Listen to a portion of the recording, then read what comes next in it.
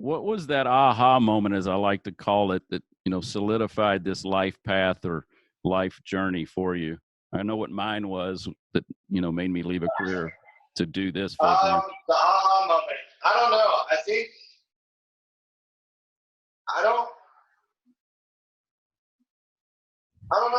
I would say whenever I was cooking at River House, because that was the first time that I'd actually gotten onto the culinary or back of the house side of the restaurant. Right. I was learning how before then.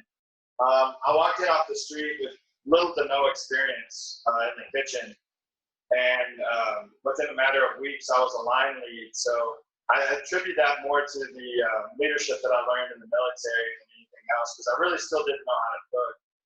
But one of the things that I will give John credit for is that he kind of gave us carte blanche to learn and to do, as long as we weren't wasting too much product and costing too much money.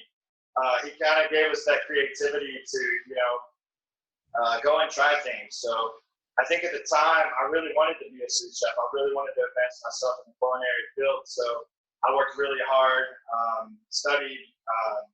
I never went to school for this. I'm what you call an apprentice chef.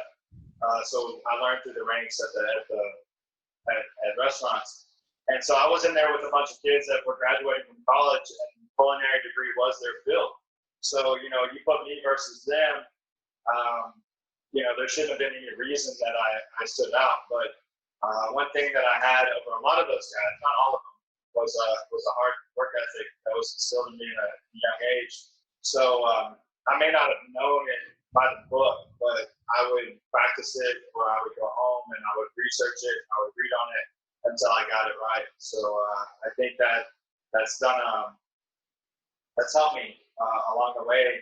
And I remember one night, I guess, getting back to the question at hand, that aha moment was, I was a sous chef at River House, but John needed some help at Berenice. I had never been to Berenice before, so I had no clue what I was walking into. I think it was a day off, and he sent out an APB text, for some help, and so I just was like, I'm not doing anything. I stepped up, went over there and worked it, and they put me on the grill, and their grill was literally a third of the size of the one that I had at River House, because we got all the latest and greatest equipment there. And so I walked in there not really knowing what to expect, and we had a huge party, and they all wanted steaks, and I started looking at my little grill, and I was like, there's no way I can do this. I was taught some stuff on the fly in that moment, and we made it through that service. And for a smaller kitchen, they pumped out a lot of great, delicious food.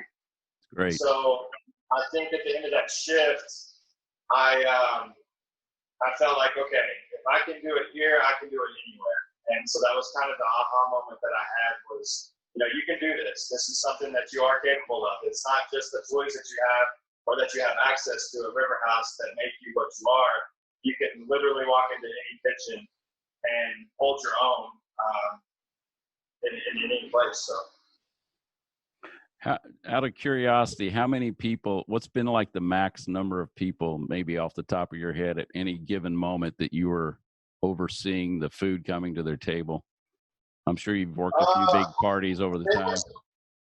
Are you talking about like patrons, or are we talking about people working for you? Well, let's do both. Patrons first, and then people under you, I guess.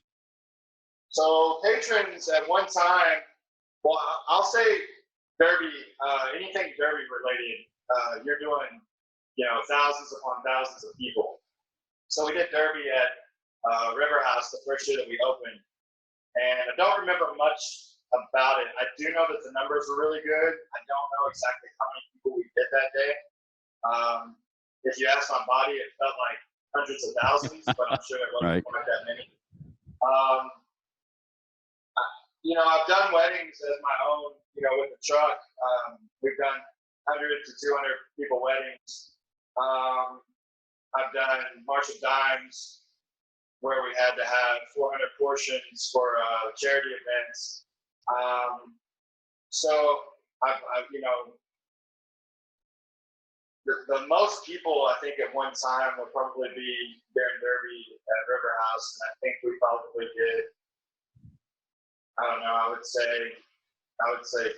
thousands upon thousands. I mean, exact number I don't. Sure.